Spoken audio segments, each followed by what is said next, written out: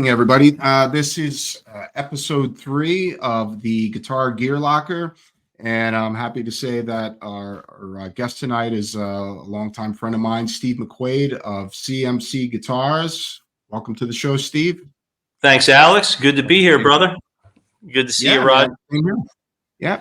Well, I guess first one, usually to start off with a two-part question, and basically that would be, do you remember when it was that you got that bug for music, and when was there a moment when you were like, you know what, I'm going to be a guitar player? That's what I'm going to do. Oh yeah, dude, that's a really good question, man. I've never had someone ask that, but yeah, that absolutely there was that moment, and it's actually like right out of a TV show. You ever see the TV show Goldbergs?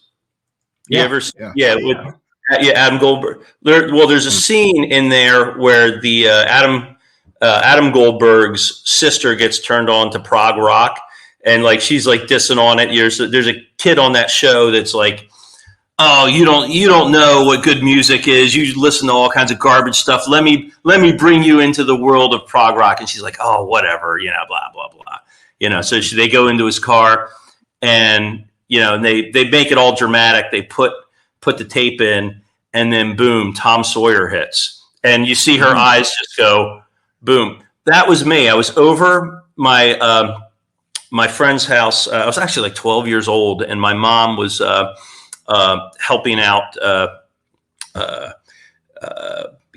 friend. They had a disabled child. This one friend I had his brother had some disabilities where he needed to have physical therapy done, and so the local neighborhood women would come around and they would put him on the table and everything. But when my mom would go over there, I would go hang out. I was younger than 12. I was 10. My buddy had a boombox. We had a fort built under a picnic table. He had a boombox. His older cousin had given him a copy of Moving Pictures, and he's like, and I'm friends with his older cousin to this day, but he said, "Dude, you got to check this out." He put that tape in, and the opening note to Tom Sawyer came on, and I was just like, "Oh my God, what is this? This is what I want to do. I want to be a guitar player." So I remember it plain as day. Like I was just like, I went to the mall. That next week, I had my paper route money. I bought 3 albums. When you don't know much of anything, right? So I bought Moving Pictures. I liked the song Rosanna by Toto, so I bought that, and that album turned out to be. I was like, eh. And then the other guitar player. Oh, it's amazing. But check this out. So I had money to buy one more album. I was like, oh man. I remember I saw Merciful Fates, the EP with the nun. Yeah. But I knew I could not get that into the house, right? There was no way. I was a Catholic altar boy. My dad, I would have been dead. So I was like, oh, man, that's killer. But remember, there was no internet back then in the 80s, right? So I saw this other album cover. I was like, that is a badass album cover. I took it home, and I was like, oh, my God, this is so cool. It had this demon on the front and riding a motorcycle, and I was like, and I put it on the turntable, and I get Paradise by the Dashboard Light. I was so pissed off. I was like, what? It was Meatloaf. Basically, it's Meatloaf's Bat Out of Hell. And I was gravitating towards heavier stuff then, and then and no dig on Meatloaf if people like Meatloaf, but the 10-year-old rocker in me was I was at my paper route money, and I broke the album. I was just like, so many people have that same story about Meatloaf that I've talked. Do they really? We're all around that same age group and growing up in the 70s, and like, oh, I got Meatloaf, and I was so disappointed. I thought it was going to be this and that, and it was like Molly Hatchet. I got Molly Hatchet. Yes, right. And Molly Hatchet. I don't have a problem with Molly Hatchet. yeah. So it's like. Let's not leave out the Meatloaf that did the ballads in the 80s. Yeah, right. Yeah, but that was my moment. It was Rush Moving Pictures, and then after that, I discovered Pink Floyd, yes, and then you know, my foray in the metal was probably like a lot of you guys. It was Iron Maiden, Judas Priest. That was, you know, that was the entry level stuff. And I still listen to that stuff to this day. It's still incredible. But that was the stepping stone. And then I did end up going back and getting Merciful Fate, and that was another experience too. I wasn't ready for that when I was like 13. I was just like, oh my God, you know. I used to have to turn down, you know, Nuns Have No Fun. In fact, you know. Oh yeah. As a kid, like, you know, on that one part of the song, you know, oh for sure. You know, yep. And I was like, shh, turn it down real quick. Exactly. I can put it back up again, so my mom won't hear it. Yeah. Oh, my first with Merciful Fate, when I got Melissa, I actually won Melissa. You know, on Wildwood Boardwalk. For people who aren't from the area, there's Jersey Shore has the Wildwood Boardwalk, which is the biggest boardwalk in the country, I think. You had to win them. I put the spinning thing. I put the quarter down, and I won. I could pick out any tape I want. They had all these tapes back there, and of course, I zeroed in on Melissa. You know, and I remembered from earlier, I was like, oh, the Nuns Had No Fun, you know, that EP. I'm like, oh, this looks cool. And I never forget, we were renting a house down in Wildwood for the week with my parents, and I remember popping that on. And I wasn't like, you gotta remember, this is like 1985 or something, like, or 83. Yeah. Well, I got it a little bit later. But maybe it was like, for me, it was like 85 or so. So there was no internet or anything. So I'm a good Catholic altar boy. I have some Iron Maiden experience. And then you hear King Diamond. He's like, Hail Satan. And I'm just like, I had like, you know, my blood ran cold. I never heard anything like that. And I was just like, but I need to hear some more. And I was hooked, you know, from that point on. Oh, that's awesome. Do you remember, you know, what was your first guitar and what was your first real guitar? You know, because we usually, a lot of us start with, you know, the junker with difference. The action and. Oh yeah. My first guitar was like a nylon string guitar. And I was told, you know, I begged my parents, they're like, well, you got to do the acoustic thing first. And if you stick with it for a year, and I hated it because you're reading out of the Mel Bay book. Remember the old Mel Bay? You know, talked about that last week. Yeah, exactly. So I was like, this is like right after my Russia experience, and I hated it. Didn't bond with the teacher, and I dumped it. And then I came back like a year later. I begged my parents to get me an electric, and so my first electric was a cheap one. It was I think like a Korean Les Paul knockoff. It was black with gold hardware, but like the cheap guitars back then, and I know you guys know that, they were way different than the cheap guitars today. Today, the cheap guitars that you can get a good guitar for $300, right? Yeah, and you know, a little stuff and you're good. But you guys know when we were kids, those cheap guitars, they were a mess. So what I'm finding out is we all had the same damn guitars. Yeah, we really did. Everybody had the Sears and Roebuck acoustic electric, and then a Japanese made Les Paul. Yep, and I always say mine's in the closet right behind me. Yeah. So mine, I ended up getting rid of that. But my first real guitar after that, and I wish I still had it, was a 70s Strat. It was a 3-tone Sunburst. And it was a USA, and it was my main guitar for a bit. And sadly, I sold it for a Kramer Pacer, but you know, because I was more into metal, and back then I didn't understand anything. All I knew is I couldn't get heavy sounds with that guitar, and you know, so I was like, I wanted to, you know, up my game with some humbuckers. And obviously that was whoever got that Strat got a good deal, and I probably overpaid for that Kramer, but you know, whatever. But that was my stepping stone. So I had a 70 Strat, and I had that for a few years, and then, you know, got better on that and got the Kramer, and then that was my main guitar through high school and stuff like that. So, nice. Was did you have a band back then, or like I played with some friends. We had everybody has the friend. He's actually my best friend to this day still, who's the bass player in that band. And I think everybody has the group of friends where one neighborhood kid played drums, I played guitar. We needed a bass player, so I said, "Al, you play bass." And right, he had no desire to play bass, but he's like, "Okay." And he actually became an incredible bass player, but that wouldn't have happened because we needed a bass player. And you always talk to bass players, and that's typically nobody goes in saying, "I want to play bass." It usually thrust on them because nobody else wants to do it.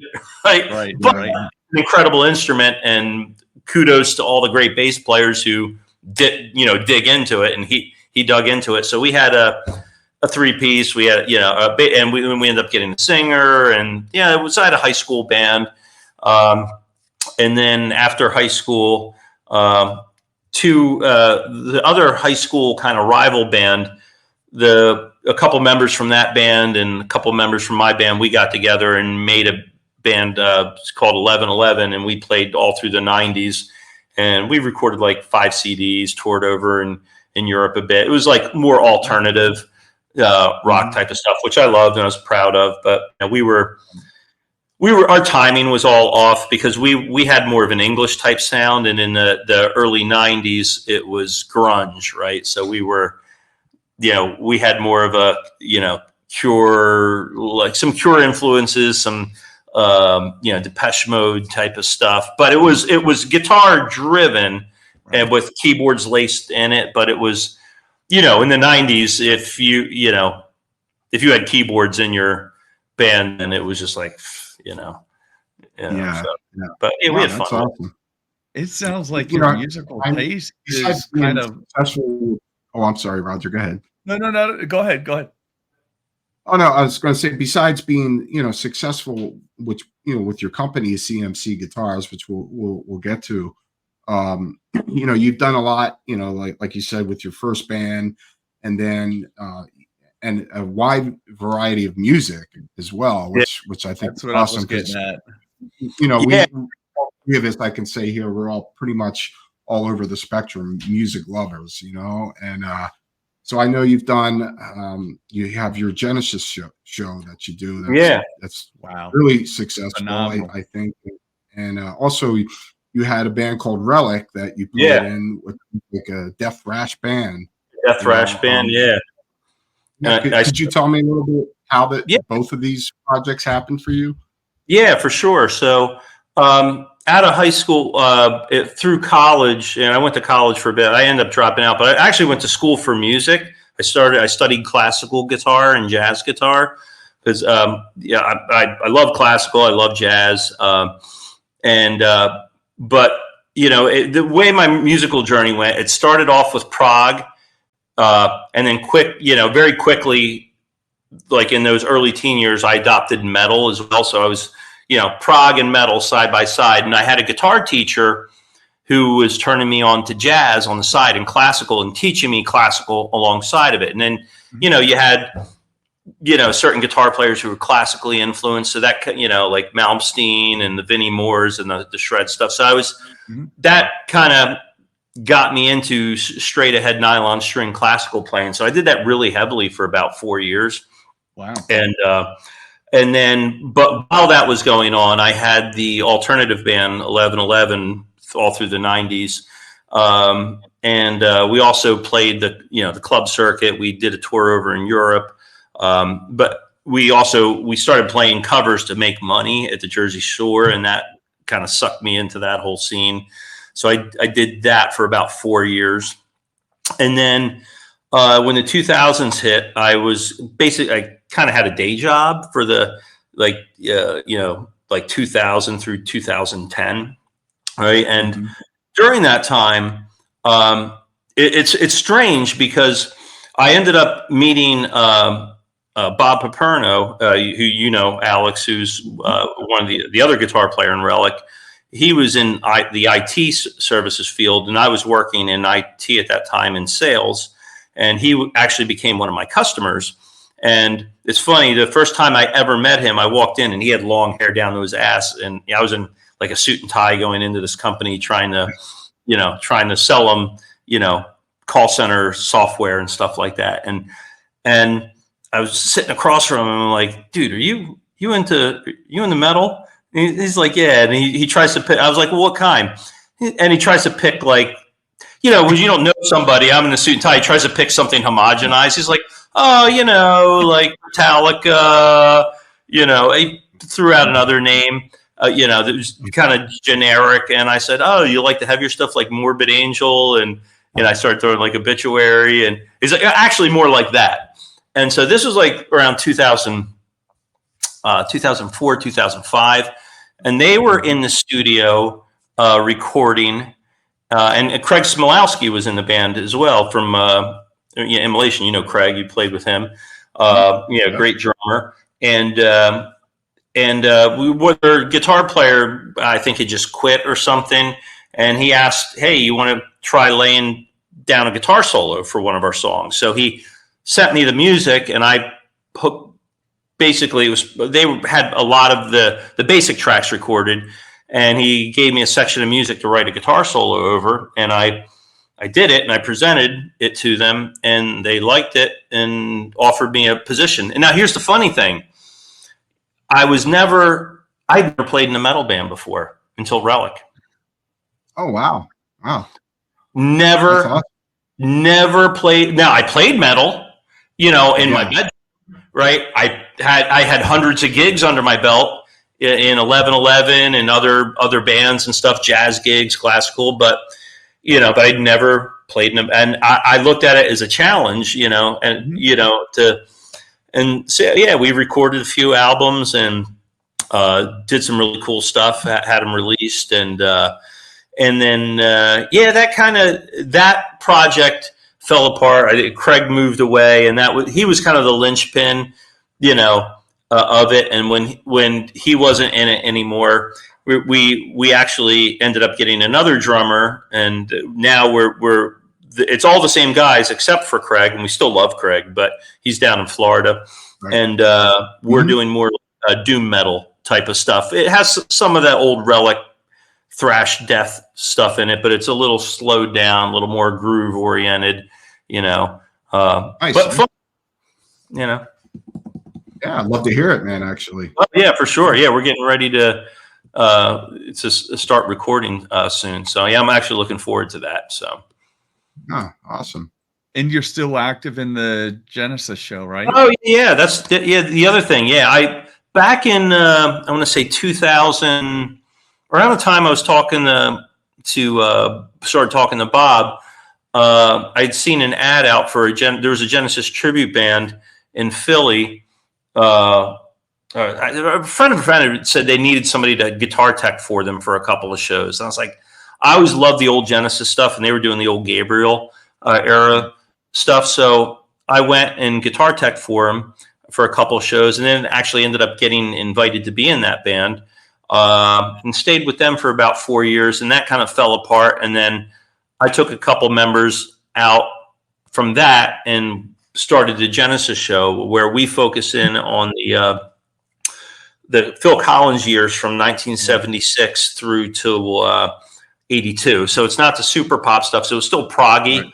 And we have the two drummers, and our singer jumps back and forth, from the drum kit and we play small, mid-sized theaters, 1,000-seaters, and we've sold out the last 3 gigs. And the cool thing about it is what we're doing. There's no other band in the U.S. doing what we're doing, and actually in the world, because it's very niche oriented. So I think there's people who haven't heard this music live in a long time. Since Genesis did it, and so we found a niche, and it's a good moneymaker, and we have fun and really enjoy doing the music, right? So I know some people say, "Oh, you do other people's music," but I just do the way I look at it. I just, if I'm enjoying it, then I'll do it. That's what it's all about. If I'm not enjoying it, I ain't doing it, right? You know, and I got to tell you, I watched a lot of those videos last night, and one stood out, Abacab, man. It took me right back to high school, like cruising. Oh yeah, man. You all sounded spot on too. Oh, thanks, man. Yeah, that's a fun one to play. I always like doing that guitar solo at the end. Yeah. And cool story. Like I had last year, we played the Keswick Theater out in Glenside, PA. It's like 1,300 seats. We sold it out. We had a fan come up, and this was one of these kind of pinch me moments. He had Steve Hackett was the main guitar player in Genesis until '76, and then they went to a 3-piece. And they got a guy by the name of Daryl Sturmer to be their touring guitar player. So Daryl Sturmer came on in '78 and stayed with them till the end. But he had a Suntech guitar. It was a Japanese, like Strat knockoff type, but really well-made guitar that he used from '78 through till like '82. He actually recorded In the Air Tonight because he was Phil's guitar player, studio guitar player. So that guitar recorded In the Air Tonight. If you watched any of the Genesis live videos from that time period, like the 3 Sides live videos, ones recorded at the Spectrum, the Duke Tour, 1980 tour, Daryl's playing that guitar on stage. Well, this fan had that guitar and he brought it up for me to play at the show. Wow. So that's awesome. Yeah. So I'm sitting there holding this guitar. I was like, this is the guitar that played on the studio album, played In the Air Tonight. Yeah. And I'm playing the 1980 show that probably only me and Daryl in the world have played these songs in that order on this guitar, right. And it's just one of those kind of cool moments that I'm like, this is sometimes, and Alex, like you're living the dreams, playing out on the big stages and stuff like that. And sometimes you can get sometimes you forget that you're doing something really cool because you're in it, and you sometimes take it for granted. And sometimes every once in a while, you get one of those moments where you take a step back and say, oh, wait a minute. This is kind of cool. Yeah. Right? And that was, that's a cool story. Did you tell him he wasn't getting his guitar back? Did you tell the guy that? It's funny, man. It all happened in a whirlwind. I want to reach out to him. I want to see if I can get that guitar again. It played incredible. And I was nervous how it was going to sound through the rig, but then I tried to duplicate Daryl's rig as much as I could from what I could garner. So it's funny, when I plugged that guitar into all the stuff that I had, it just it dialed in the sound that much more. Right. It was interesting. He had old Bill Lawrence pickups, the Dimebag was it the L500? He had two, the old school ones, the ones that Dimebag Daryl liked. But yeah, they're great pickups. And it just, they sound incredible in that guitar, and very versatile too. But a lot of people don't know, but Alex Lifeson used that pickup in his Super Strat, that the Hunter Sportscaster. He had that black and white one and the mirror pickguard Strat from I remember that. Bill Lawrence pickups in it. And obviously Dime did, but but it's capable of real heavy, but has a nice round throaty sound to it. So Eric Rutan has some of the old Bill Lawrence pickups too. Oh, does he really? Wow. So I love that pickup, and I really, really do. And I have an original pickup. It's not in a guitar right now, but I had it in that Japanese Jackson that I had. I was telling you about. I had it in that guitar for a while, so I'll use that guitar. I'll swap different pickups out in and out to try different things. But yeah, I love that pickup.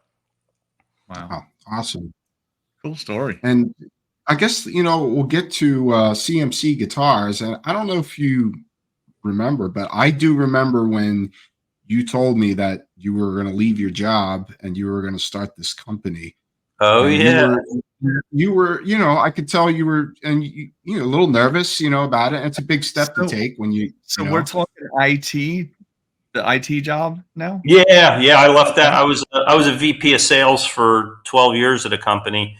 I basically left that probably one of the coolest things and dumbest things I've ever done in my life, but it's, taken me down a path that I guess less traveled, but it's been really cool. But I quit my job when my wife, we just given birth to her, our first, our daughters were both preemie girls. So she had to leave her job. She was a school teacher to stay home. And I left my high paying job to start this boneheaded guitar company. It was stupid, but we made it through and built a kind of a cool thing. And looking back on it, it was bumpy but I'm glad I did it. So. Yeah. And that's awesome. Now, all these years later, here you are, Yeah, I'm still standing, right? Yeah. Can you get into it? How that happened? How did CMC start? And Yeah, well, it's funny. I had true story. I had no intention of starting a guitar company. I wanted to go to NAMM, right?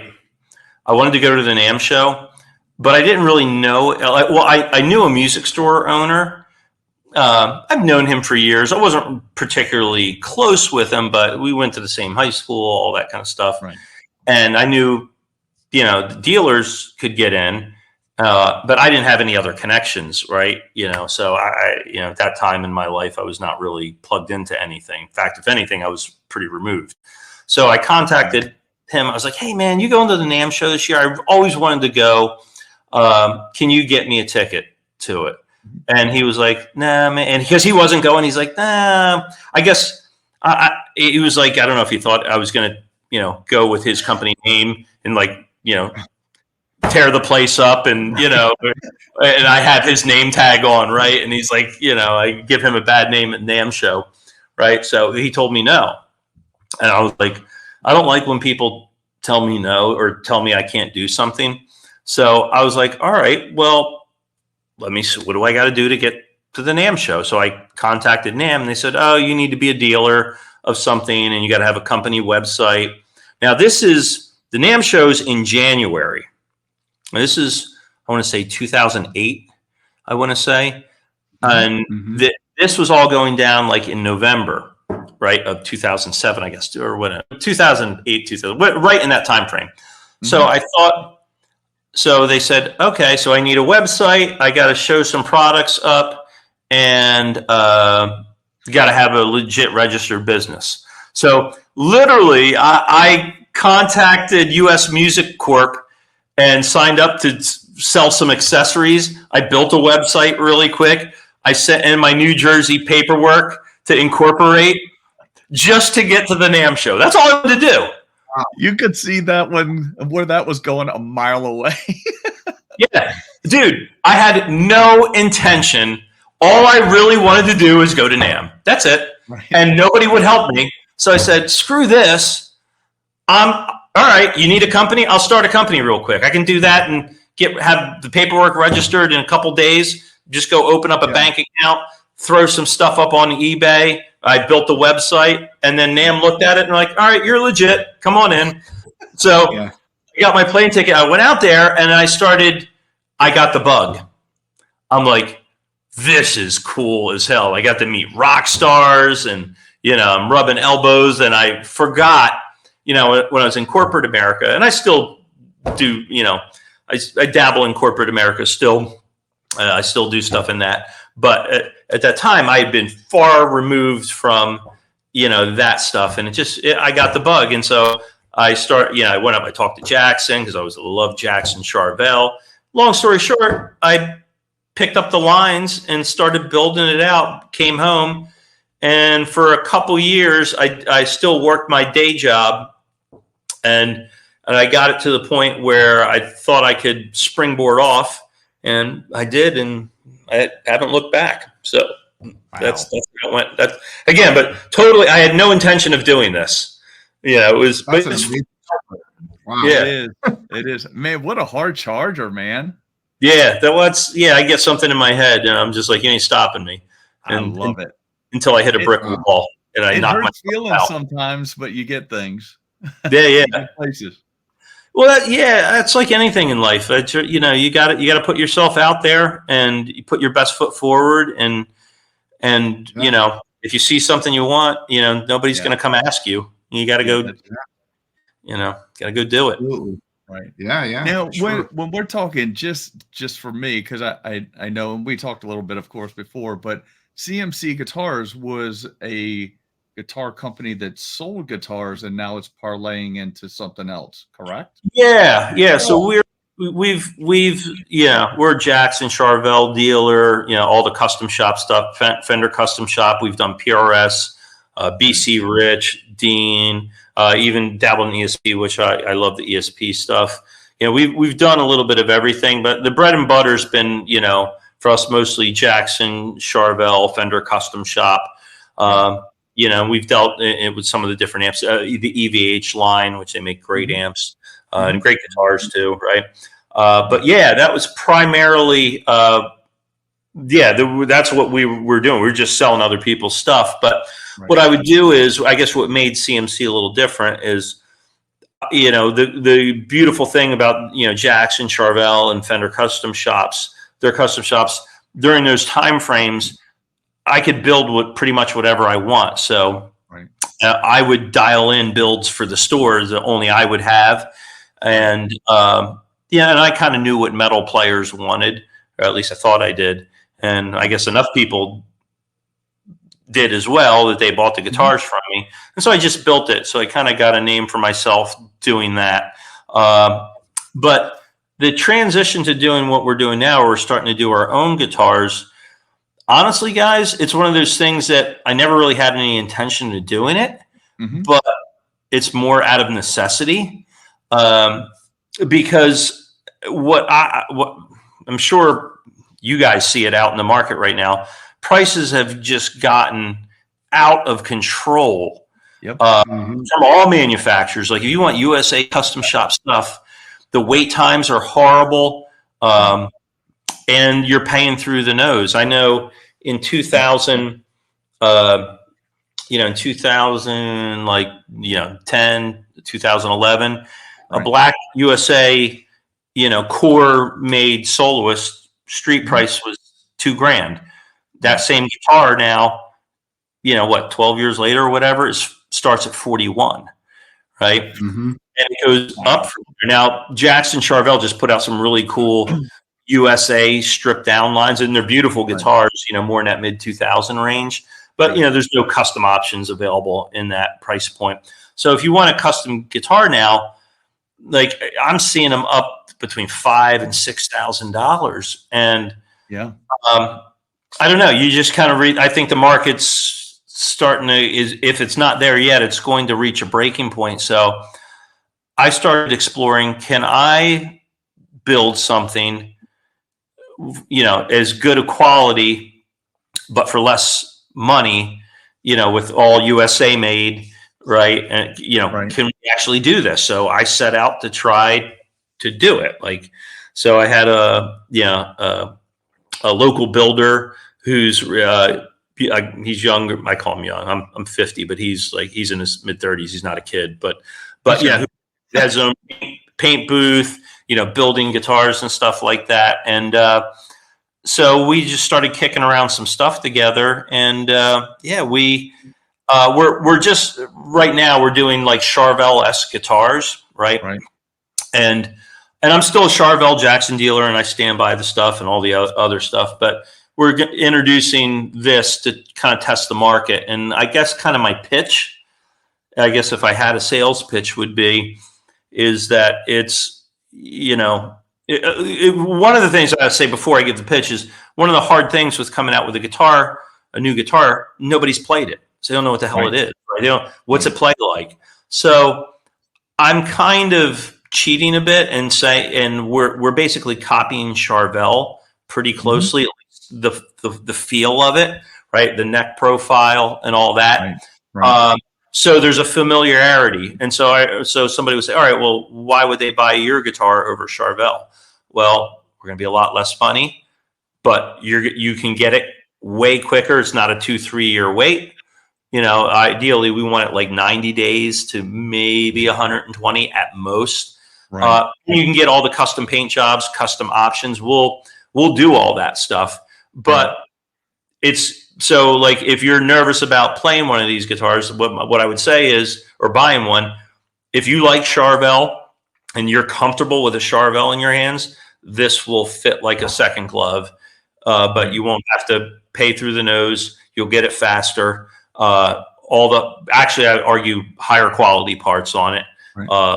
The best woods, and just all around parts. And it's cool because now I almost feel like I'm back doing what I did early in the early 2010s with Jackson Charvel when anything, they'd build me anything. Right. Now I'm in that position where our builder, we said, all right, what do we want to build? Right. Oh, let's try this pick guard. Right. And now, and again, nothing against Charvel, Jackson, they've really choked off what you can and can't do. Especially do you see yourself kind of taking the best of everything you see? Like I catch myself doing this once in a while. It's like all these people come in with ideas. In your case, all these manufacturers have these good ideas, and you can just make a compilation of all those, combine them together, and make that super guitar that is in your mind. Oh yeah, totally, man. That's exactly, it's basically we're taking the culmination of all the stuff I've figured out over the years, and what I like, what we don't like, and kind of putting all the best stuff into it. It's really, it's a cool position to be in. So we're still selling the Jackson Charvel, but we built basically five prototypes, and they're all different, but they're all bolt-ons, but they all have their own thing going, kind of, and that's really the idea. Like we're going to be a true kind of custom shop where we're not going to do a run of. I'm not saying that we won't ever do it, but we're not going to do a run of 10 of the same guitar, right?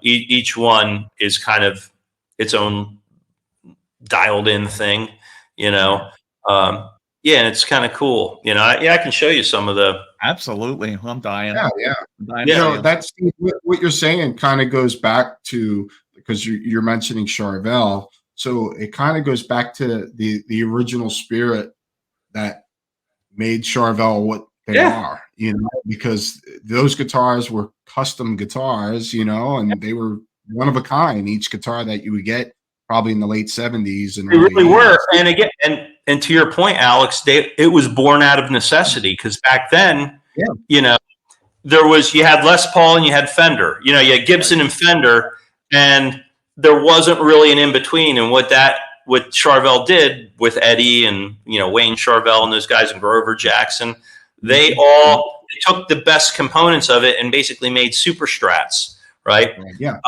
And those super strats are still evolving to this day. Like I can show you. Now I don't have everything. It's funny. These aren't all put together yet, but like this one right here is. Oh, wow. Yeah, so that's the headstock, right?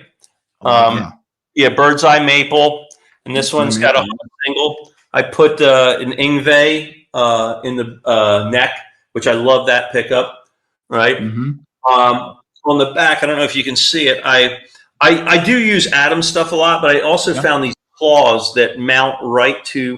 They sit flush to the body. They're 4 times the mass of a normal claw. So the tone transfer is just sick on these, and they lock in. So you adjust the springs and then you lock it into the body. Yeah. Well, they move. You can see they move on the spring. You see the move. Okay. Yeah, it moves. So you can pull it in and pull it back. But there's another plate that sits. I can't see them. Like there you go. There's another plate that sits on top and locks those in. I am going to throw an FU Tone big block on that, because that little wimpy block hurts my eyes. You got to do it. Yeah, but we got our first prototype was 666. This one, it wasn't the very first prototype, but you can see the back plate with the devil face on it. It has the heavy rolled fret edges, and we're going to be putting the bridge is going to float over on top. It won't be slant. Like EVH usually slams the bridges to the bodies. We're going to about a 1/4 inch up, like a traditional USA. Yeah. So you get that neck angle, right? Yeah. So that's that's one of them. Like this one here. What is the body on that guitar you just showed me? What was the wood? Is that like an alder body? Or? We did all alder to start. Alder. So okay. All the guitars have in common, the first 5 that we did have alder bodies and bird's eye maple necks. So this one is basically a Ferrari red. I don't have the bridge on yet, but the pick guard is a carbon fiber pick guard. You can see it. Yeah. So I'm getting closer to the monitor, like I'm going to see better.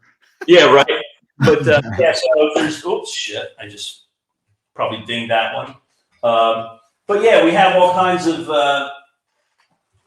Like this one is simple. We didn't string this all up yet, but you can see one hum, just shred machine. I like the chrome hardware. Yeah. And the cool thing with this too, like this black is, and what one of the fun things about this, I don't know if this is a satin black, and I always hate the satin black finishes that I usually see because they look gray. They got more of a grayish tint. And I was my builder, I said, dude, all these satin black finishes I hate. I want a midnight, I want a black, a none so black. And this is the absolute, black, where the Charvel Jackson flat black is has grayish hints. But you can see I have a momentary kill switch put in here, right? Yeah. So we can do cool. We can do these kind of cool things because we're doing small batch, small runs. This one is like an almond color. Look at that. With hardware, right? 2 hum. That's nice. Yeah. And this, as you see, I don't have the nut on yet. And this was one of we were talking about it before we came on about the Floyd Rose nut issue.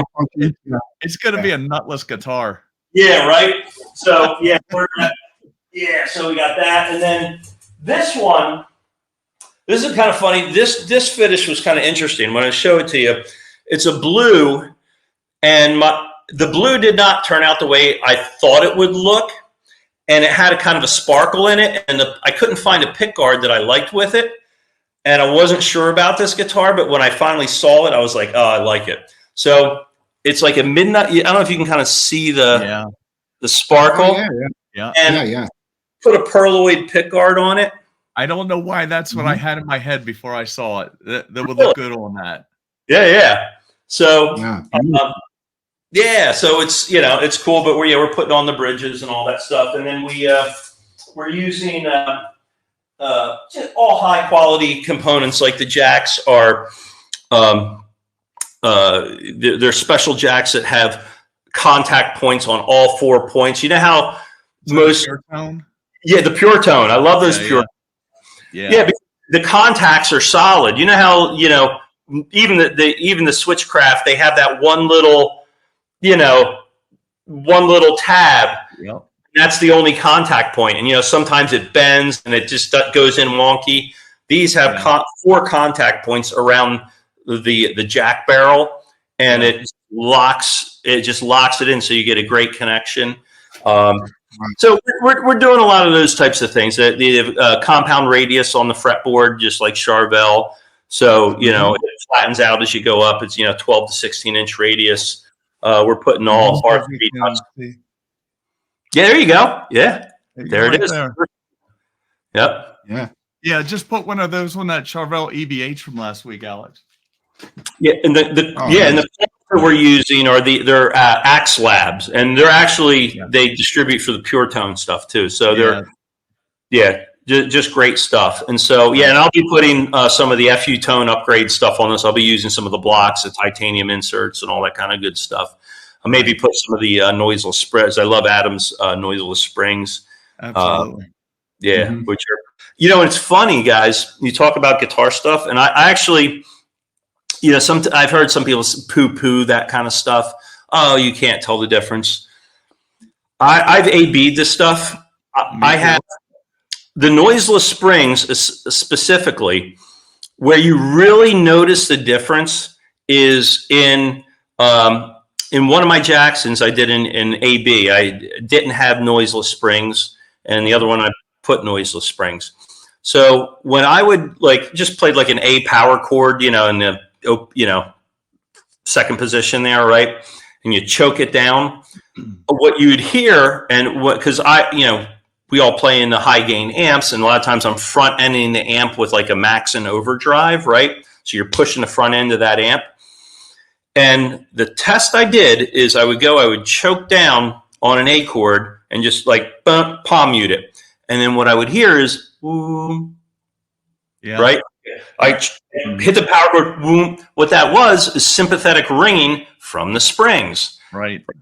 So on that guitar, I just, on the other guitar, rather, I put the noiseless springs, and boom, that sympathetic ringing was gone. So when you might not notice it when you're playing clean, but if you're playing at high volumes and you're front ending the guitar with, with an overdrive pedal, especially, you're going to get weird overtones when you choke off chords and notes.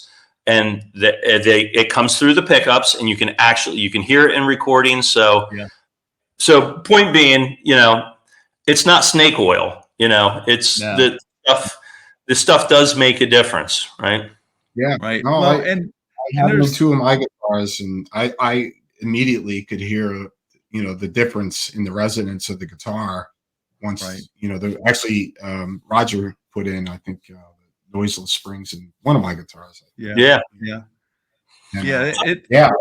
could hear it. The days of stuffing a spring full of foam or tubing or whatever to quiet them down. Yeah, they basically he puts some foam material in the middle, and he does a special coating on the springs, and you still get the tone transfer, but what you don't get is all the overtones that can happen, the ringing, right. Mm-hmm. Well, and that's what drives. I mean, you and I know wrenching on guitars. You get people that start hearing things, and sometimes you try to tell them it's the springs, and that they can talk themselves into it being something else, and it's the springs.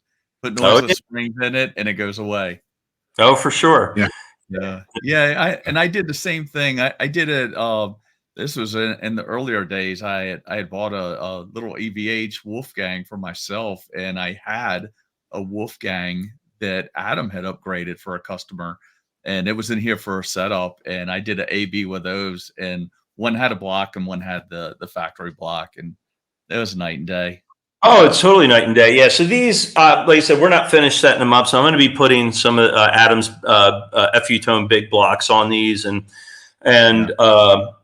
these guitars will be stocked and loaded, and our price point is going to be around like the 25 of the mid twos and around there. And like I said, all made here in the USA with the German Floyd parts. All I got different. That's the other cool thing too, is I can put whatever pickups. I'm not hog tied by anything. So, but these I started off. I have a kind of I'm doing a bunch of different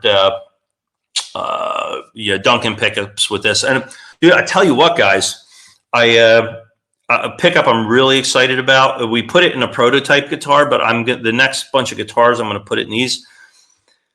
I poo-pooed it when somebody told me is a JB, right? Yeah. JB in a bridge. JB custom shop with rails, right? So they don't have the poles, but the rails. Yeah. Oh my! I put it into one. I did lie. We are gonna do a run of, because I got a bunch of walnut. We're gonna do like some natural walnut guitars, but we made one of them, and I don't have it here. It's actually over at the shop where we build them. We put this JB with the rails. It's a JB custom shop with the rails. And it was in a walnut guitar, and how we were talking earlier, how sometimes different combinations. I don't know if it was, all the right things lining up on this guitar, but my builder and I were like looking at each other going, oh my God, do you hear this guitar? I was like, I got to order more of these custom shop pickups, and we're going to use them and put them in. We were going to do some walnut guitars and see if we can duplicate it, man. And that hopefully it's just not this guitar. Sometimes you get that guitar that it's, but yeah, the clarity, the note bloom. I was just like, unlike anything I had heard. I've played a lot of stuff, so I don't know if it was that. I'd never played a JB custom shop pickup with the rails in it before. I didn't even know it existed. But my builder Justin, he's one of the cool things about having somebody like my builder Justin. He's a, like, I'm a gear nut, but he's the next level. So he's always tinkering. He's like got that Eddie mentality where, oh, let me try this and see if it works. So it doesn't work. Okay. He's always looking for different combinations of things and coming up with cool stuff. And that was one of them. So it was pretty neat. Now, are you thinking about doing active and passive? We're going to do it all. Yeah. Yeah. Nothing's off limits, right? I just wanted to build the first, the first few. And the other thing too that we're doing is a little. I'm experimenting with it. These first 5, we have the truss rod adjustment in the heel, which is kind of a pain in the ass, right? But I don't know. I own guitars that have the truss rod wheel in the neck, but to me that just looks so. Wheel? The wheel is. I thought you meant take the neck off. It's like, oh. Well, that's what I have. Well, unfortunately, on these 5 prototypes, because it's a pain. But I have well, you might know this trick. You can take the bottom bolts out, back out the top 2 about halfway, and cock the neck up, and it's a pain in the butt. But you can't do it if you have my luck. You can't do that. You have to literally take the neck off and beat yourself in the head with it, do the adjustment, and put it back on. So it's a pain. These first 5 prototypes, because I was anti-wheel. I know a lot of guys like that, and it's highly functional. Like, I love it. The look of it is just a little unsettling to me. So I actually want your opinion. I'm testing it. I don't have it on one of these. It's actually on the walnut prototype. I'm actually doing it through the top at the skunk stripe. That's what I'm thinking doing. Now you got the right there. Yeah. So I know you got the Floyd nut though, but I'm thinking we built one guitar that has the adjustment, not a bullet, but you need to get a tool down in there. So we're thinking of shipping the guitars with a tool and doing the adjustment from here. Yeah. As opposed to putting the wheel, because I don't know, the wheel it's great, but I know some of the old school guys hate the wheel because how it looks. So I was thinking of hiding it in there, right? But not putting I hate the silver bullet like in the 70s. I don't like that look either. No. So, but having we're shipping it with a tool where you can just get down in there and boop. Yep, absolutely. Yep. I'm curious, Steve, on those the headstocks that you have on those guitars.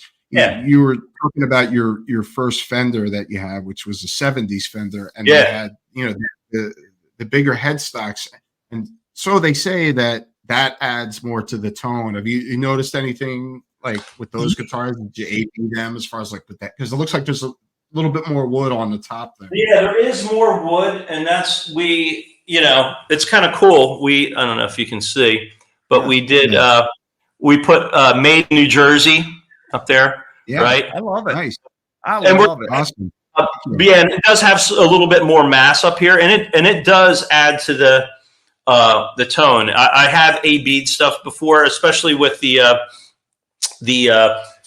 don't know if you've ever seen this product. It's the goofiest, dumbest product I've ever seen, and Fender sells them. I've never seen anyone use it, but it's this heavy weight that you can clip onto the top of your headstock. It's literally like a tuner. Yeah. But picture something made out of brass, and the sole purpose of it is to give the headstock more mass, so the guitar rings more. And guess what? It does. But it looks awful, because it's, it's just I in the shop somewhere, because I being a Fender dealer, I saw it in an accessory catalog, and I'm like, I'm going to order. I've never seen anyone buy one, but I bought it just for the hell of it. And yeah, Alex, to your point, I wouldn't have thought it, but damned if it doesn't ring out more. And you can actually, and if you put your hand on that brass thing, that clips onto you can actually feel the resonance coming through that. Feel the vibrations in it. Right. Yeah, it makes the guitar louder. And Adam's going to watch this discussion and he's going to come up with something. You should. It's funny. A few tone headstock thing. It's funny. We were talking about, and we may experiment with it, is burying some brass into the headstock, like cut out and bury some brass into the headstock and maybe make like a two-sided coin in there. What if you did it on the back of the headstock, like a brass inlay or something? We've kicked that around because I wouldn't have believed it unless I tried it myself and A/B'd it. And yeah, Alex, when you have more mass up there, and especially if you put some brass up there, just same concept of the big blocks, right? You can feel the resonance more, right? Just more tone transfer. You know what? I like what you did also I caught it in one of the pictures earlier, is the made in New Jersey. I like that. I like how PRS is big on Maryland. My little goofy thing is when I wind pickups, I put them in a box and I put a sticker in it, made in Stafford, Virginia. Anybody knows where Stafford, Virginia is, but that's where I am. It's cool. You gotta show some pride. You see my logo is the devil head. Yeah. Play on the Jersey Devil. Made in the Swamp, Jersey, right? And in the Pine Barrens, because actually our shop is in the Pine Barrens, so it's actually in Jersey Devil country. So we're gonna play on that, and we're looking to cater largely to metal players, some of the '80s shred stuff, which I was always more. I was never into. I want to say never. When you're 12, you're 13, 14, 15, and it's the '80s, you liked some of the hair metal. Like I got into some of the. I liked Rat a bit. I liked Doc, and I was never into like the Poison, and I like the stuff with the edge, right? Yeah, Alex, we're on the same page. But like Rat, that edge, right? Yeah. And so there are bands like that. But so we're going to cater to some of the '80s shred stuff, and also maybe get in, the real heavy extreme metal is not often associated with bolt-on guitars like this, but we might try to come up with some stuff that's geared towards this, that genre of playing, because I know and understand it a bit. So we might try to create a cool bolt-on, for some down-tuned stuff. Do you see yourself getting to the point? I'm sorry. Oh, I'm sorry. Do you see? Go ahead, Roger. I'll take this one, Alex. No. Do you see yourself getting to the point like on Kiesel's website, you could go in and go, I want this body, I want this headstock, and you can build your guitar just like that, build and design, or design and build it. We've talked about that. We actually have a few different ideas in that, in that space. Yeah, we're kicking around some stuff. What we wanted to do first is we just want to make these first 5 ones and kind of like, honestly, guys, this is the first time I'm really openly talking about them to anybody. I've teased a few pictures and people are like, what's that? But I really haven't, like the head. I really haven't talked about it yet. So this is really the first time we're talking about it. But this project has been going on for a year because we've been really trying different things and dialing things in. And I really thought these guitars were going to be done like 8 months ago, but we just keep switching things up a bit, and all for the good. And then this last thing, we ran into the thing with the Floyd nuts. With we had a bad batch of them, the German ones that were high in the nut, and waiting on those to get. That's where really, actually the nuts that you see on there are the ones that are a little screwed up. So yeah. I'm not sure if you mentioned this or not, but what type of fret are you guys using on the guitars? We're using all jumbo. These ones are nickel, but we may do some stainless steel on some, right? but they're nickel jumbo, this 6100s. Yeah. Right. I've become a big fan of the stainless steel frets, and Oh I've yeah. got 2 guitars with them now, and Rogers worked on one of them, and I think you even noticed you could hear like the brightness and also just the feel, like just being able to bend and the vibrato and all that kind of stuff. Yeah. Well, Al, do you find that like that took getting used to playing on those stainless steel frets, or did you warm right up to it? Maybe I think I warmed up to it pretty quick, but maybe because it played itself in a sense, like that's what I was going to say. So I didn't have to fight it so much, Yeah, well, I found when I first played a stainless steel fret guitar, I found that I was over bending and stuff, over vibratoing stuff, because, like you said, you don't need it's almost like you're on ice. Like that's kind of what I say. Like when you're bending, it's like you're almost like on an icy pond where there's very little resistance on those stainless steel frets. You're just, everything's easier. But so if you're used to having to work for it a little harder, you could overdo it a bit. So but I love them. Fine with trying to get a darker sound that they kind of brighten that up a little bit. They do. In my experience, they definitely sound a little brighter. But I think it's the same thing you can't dial out by dialing your high end back or your presence back a little bit on an amp. But yeah, Well, let me ask you. I always hear, because I'm not a builder, so and nor do I work on the guitars, and nor would you want me to. But I know what I like. Do you find stainless? I always hear the guitar techs bitch about working on stainless steel fret guitars, right? Because they tear up your tools, and is that true? And I think that there are some guys that'll do refrets. I think that they'll jack up the price just so they don't get the job, and I could be totally wrong in that. But I've heard a couple say that. But they're harder. They're hard on your tools. When you go with like tang nippers and things like that, you have to go with a different tang nipper. I found that out the wrong way when I first started doing refrets because I ruined one. It's hard material, but John Cruz from old Fender luthier, John Cruz. I saw him, because he has his own guitar line now, and you went belly up. He was like, and he's like, oh really? Yeah. Oh yeah. There's a story behind that. Oh, but what was I saying? So he said in the interview, like, oh, there's a pain in the ass or something like that, putting the stainless steel frets in. Like he was kind of like not going down that road. I think it's work on them. As far as like when you're doing a refret with those, because I did one not long ago on just a Strat with a finished neck on it, which the finished neck was the harder part of it. But I think like when you're just doing work like a fret level, I don't see much difference. Yeah, and maybe that's because I just don't know any better. But when you're trying to do the fret ends, cutting them, you just need a different tool. They cut, Okay. But as far as like what I see day to day, a lot of is stainless steel frets and, a lot of spot leveling, taking care of some high spots and things like that. Maybe I don't know enough to know that they're harder. You use a file on both of them. So.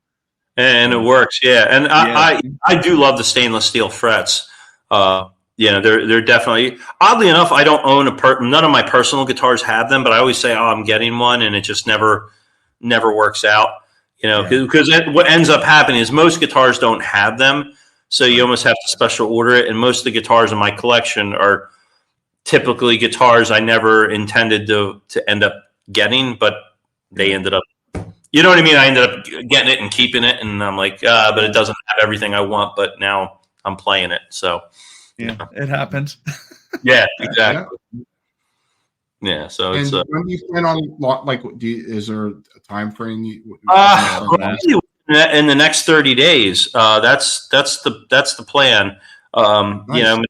We're going to kind of do a soft launch. You know what I mean? I'm not redoing the whole website yet. We're kind of easing into it, going to try to get some of these into some people's hands and kind of build it slowly. And see if we can get some orders for it. And who knows, man? If there's no interest in it, then I'll trash it. But I'm thinking, my hopes are that the price point in the mid twos for all USA built, all high end stuff, and a custom instrument, right?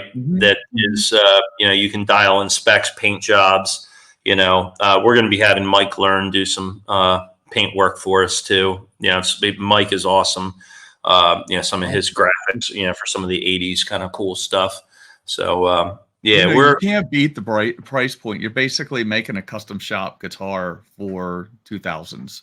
Yeah, you can't get that. You said that earlier. You can't come near that anywhere. Just even like I bought all this. I have a whole crap ton of walnut, and this is beautiful Claro, highly figured walnut that we have, and that walnut on a custom instrument you'd see probably $4,000, $5,000, $6,000. Yeah. Yep. I own it already, so I'm not going to price gouge people. Not that it's price gouging, but I got a good deal on that wood. So we're just, we're going to keep even the walnut guitars in that kind of same price point. If that's what I want to try to do, is get like custom instruments for as long as I can at a decent price point. But the funny thing is, and you guys probably know this just from Alex, from you being in the public eye too. You're never going to please everybody, all right? So you're going to have some people that I know when I come to market, they're going to be like, I could go get a parts guitar and build that for $900, right? I'm like, yeah. Then do it. Go ahead. And you can. I guess. The other thing, you and I both know that you can go out and pull up YouTube and you can do a setup on your own guitar too, but nobody factors in the cost of all those tools you have to buy. Nope. You can do it. But nope. Yeah. And then all the time and trial and error that goes into learning it, and even like my builder, the guy that I'm partnered with, he's an experienced builder and painter. Actually, he's a custom furniture builder by trade. But even having the paint booth and all that, there's still lots of stuff that you hit the little things and you're like, oh, I didn't think of that, right? Yeah. From all the stuff from neck angle to it all, there's a lot to it, and so it's we, like I said, we came to the price point just because I think I know where these custom instruments like Charvel's in the $3,000, $4,000, $5,000, $6,000 range, and Jackson too, right. ESP with their custom instruments, they're beautiful guitars, but they're they're expensive. But I get it. The cost of doing business is gone through the roof. So we're kind of eliminating the middleman a little bit, which is basically what I was with, being a dealer. Right. And then, to start out, we're trying to make some smart purchases with our woods and, parts that we can try to keep it in that area, and then we're going to do some cool things with, we're talking certificates of authenticity. We're like partnering with a pedal manufacturer to do some, how we were talking earlier about front ending your amp with max and overdrive or some type of overdrive. So I'm talking to a couple of pedal manufacturers where we might do some custom artwork on a pedal that goes with the guitar, that kind of stuff like that, That's a good idea. Yeah. And because, we want to be a custom shop, we can do it, right? And my hopes are to get guitars delivered in 190 120 days from the time somebody orders it. That's good. And maybe you can have these guitars at NAMM next year. Yeah, that's we may work our way up to that.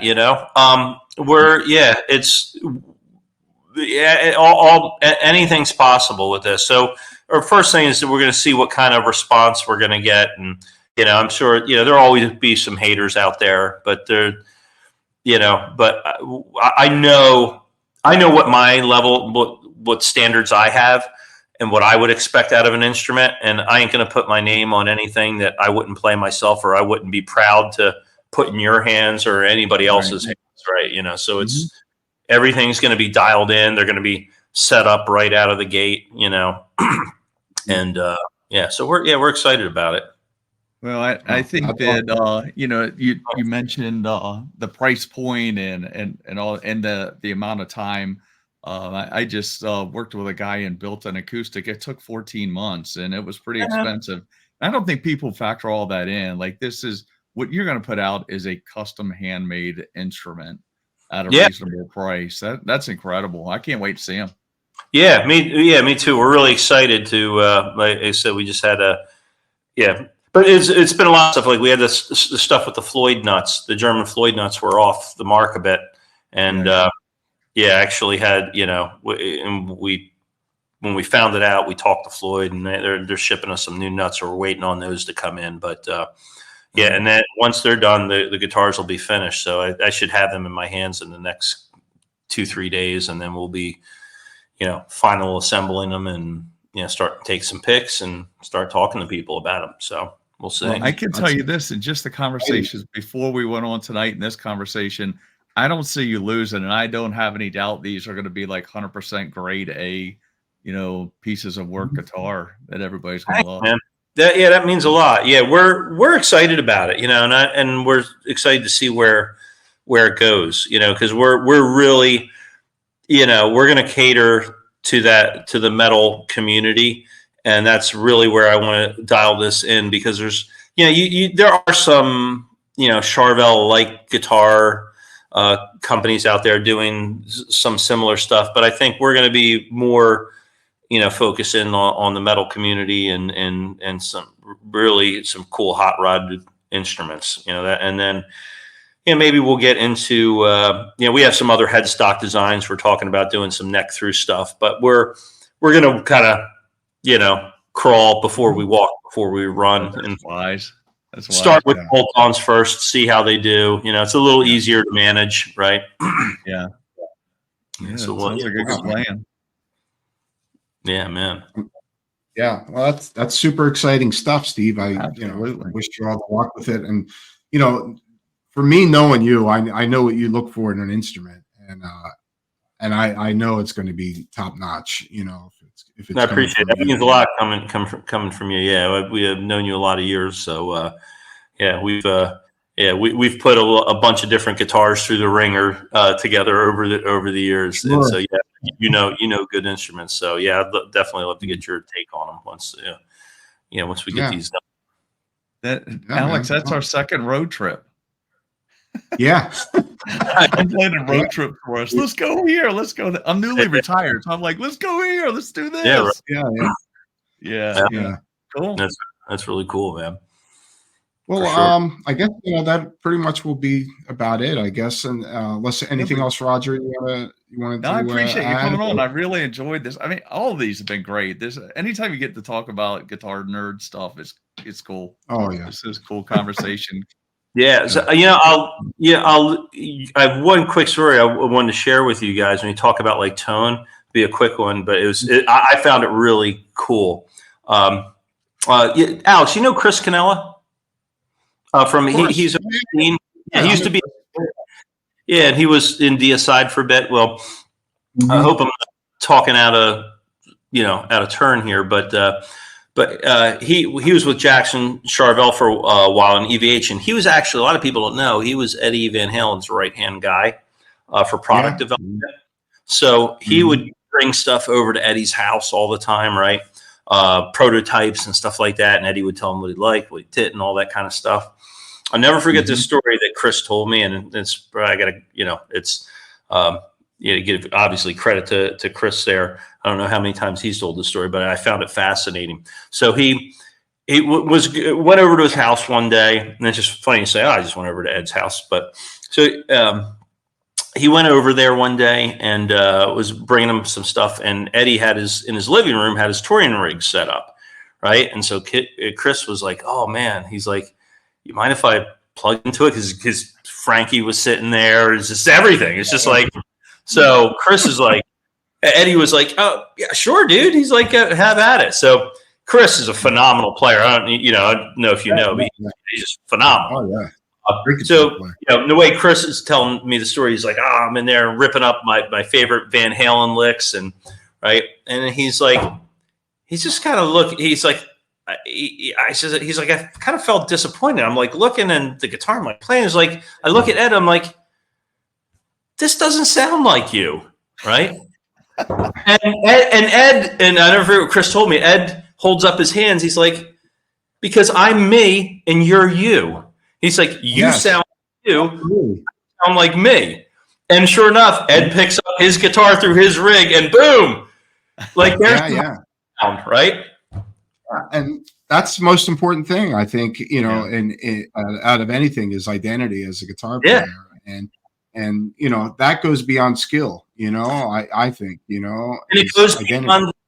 Yeah, man, and it goes beyond the instrument. Like I know we're here talking about cool gear and stuff like that, but at the end of the day, you put Eddie on a cheap $200 guitar, and it's going to be him, right? Yeah. That's happened with a couple of guitar players. That's happened with him. They did it with John Mayer playing a Epiphone through a little practice amp, and it sounded like him. There was Van Halen's done it. So I had the pleasure of meeting Eddie a few times. Actually, thanks to Adam at FU Tone, because I was a dealer for EVH, and he was business partners with Eddie. And at NAMM, like Adam would, if Eddie was around, he'd always bring me by, and I was lucky enough to get to hang out with him a couple different occasions. Cool. He actually Eddie heard me play one time. I know the story. That's not intimidating, is it? That story was insane, man. It's just, that was a classic. It completely caught me off guard. But he was always a gentleman, and just, the times that I met him, he couldn't have been cooler. But that's cool. Yeah. Did he approve of your playing? You didn't say. Oh, well, here's I'll give you the quick story. I know we're running over, but it's kind of funny. Early on in NAMM, this is before Adam had ever introduced me to Eddie, right? So I had not met him yet.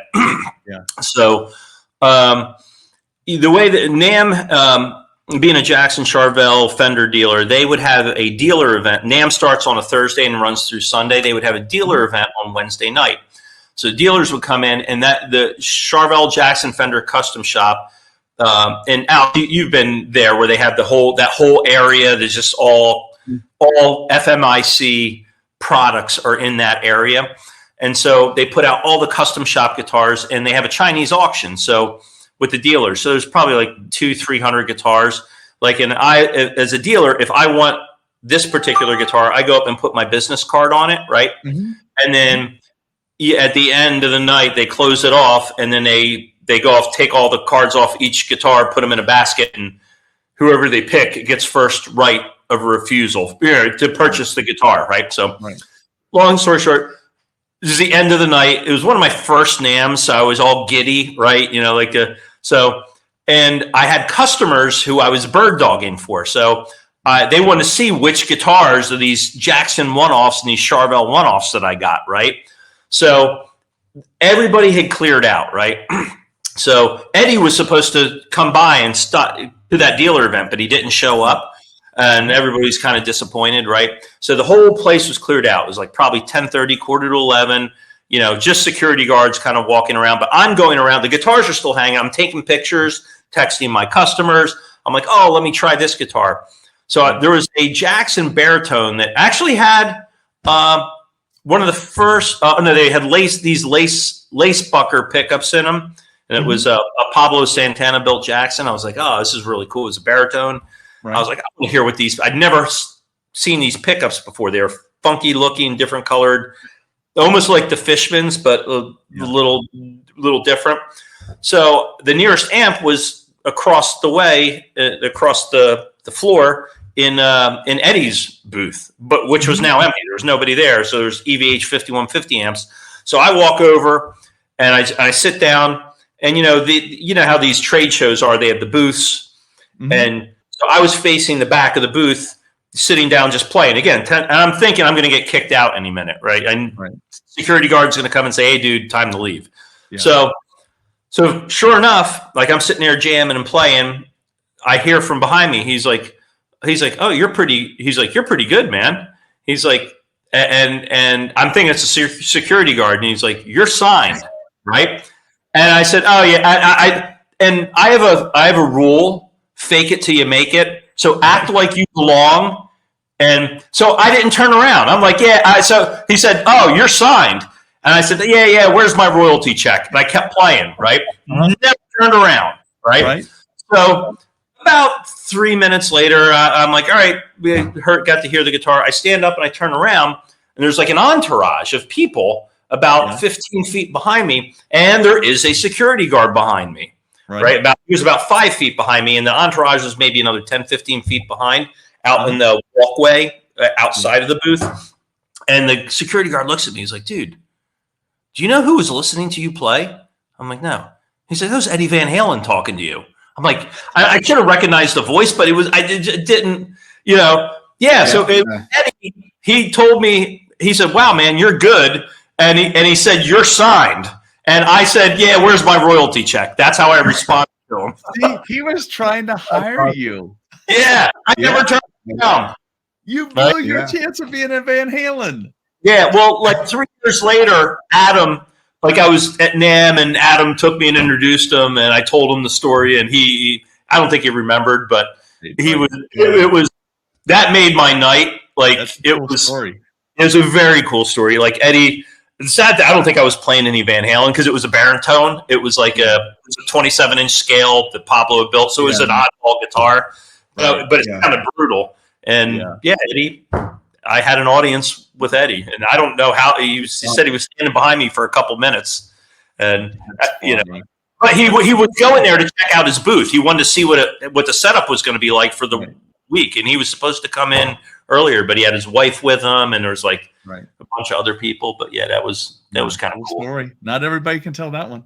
No. All right, Alex, I'll stop asking questions now. I'm just fascinated. Yeah, sorry guys. Yeah. No, we have no time limit. We're good. Cool. Yeah. Actually, you know, it's funny you're bringing up Chris Cannella. So Chris Cannella was my original rep for ESP. Oh, really? This guitar right here is the first guitar. Yeah. I got from Chris Cannella. This guitar right here. Actually, one of the best sounding guitars I can too. Is that one? Chris is you know. Oh, they don't? No, not this guitar. No. That's really cool. Yeah. Chris is great people. Yeah, awesome. I think I saw. I saw him a few months ago, maybe in Florida. I think. Yeah, he's living down in Florida now. He's with Dean, and I haven't seen him in a few years. But when he was with Jackson Charvel, he'd come by the shop a few times. When he was in the area, he'd swing in, and I'd catch him out at NAMM, or when I'd go out in the factory. But yeah, he's always a class act, and I always loved hearing his Eddie stories. You know, because he was he was in the belly. Amazing. Yeah, it's crazy. It's funny when he told me he was leaving EVH to go. I think he was going over to ESP. That's where he went next. Yeah. I'm like, dude, do you hear what you're saying? You're Eddie's right-hand man, and you're leaving that job, right? Yeah. Just like, I can't even fathom that. Like, but it was a good move for him, and it all worked out. But I just found that I was like, dude, that's you're leaving a job that most people could only dream of. You know, right? Yeah, absolutely. Yeah, it was pretty cool. Crazy. Yeah, well, thank you, Steve, for coming on, man. It's been an absolute blast having you on, and yeah, dude. You know, I always like having our conversations, and except for now, we're on for everybody else to hear. You know. Yeah. Dude, I always love hanging out with you, man. We always have a good time when we do. Next time I'm in Philly, I'll have to take care of you, get you on the list, and all that kind of stuff. And dude, you guys crushed it at that last time, man. When you guys, I didn't see you the last time you were there. I couldn't go out that night, but the time before, my God, dude, you guys, the last album was great, and yeah, I just been a huge fan forever. So And Thank you. yeah, no problem. And dude, I still spin your Ruinous album regularly, like that. Well, we got a new one. We got a new one coming. So, Oh yeah, I can't wait. Yeah, looking forward to that. A bit of a break, but yeah, oh yeah, it's been like what, 10 years or not that long, yeah. but Well, yeah, close to. I mean, what happened was we put out that album and we had all these plans. We're going to go out and do this and do that, and then I wound up joining in. You got the call for yeah. That just came to a halt, for quite a few years. But, yeah. So yeah, I'm definitely looking forward to another one of those albums. That was a great album. Yeah, man. Cool, man. I'm glad you like it. Awesome. Yeah. Well, yeah. Like I said, everybody look out for CMC Guitars, these new custom shop guitars that Steve is making. And also, he, like you said earlier, he's a dealer for, Fender Custom Shop, Jackson, Charvel. He's got all top-notch instruments there. And, so look out for his stuff. And also the Genesis too. I think you got anything coming up with that? We're playing down actually in Delaware at the what the hell is it? The Wilmington, the Grand Ballroom in Wilmington, and then we're also going to have at the Scottish Rite in Collingswood in June. We're wrapping up doing the 1980 tour, and then next fall we're starting a new round. We're going back to 1976. And doing that first tour where Phil Collins came out from behind the drum kit. So yeah, if you're into that old proggy stuff, check it out. The Genesis Show or on Facebook, and and the guitar stores, cmcguitars.com. You can find me on Facebook and Instagram. So yeah, man. There you go. Awesome. Drop by and see him. All right. Thanks, guys.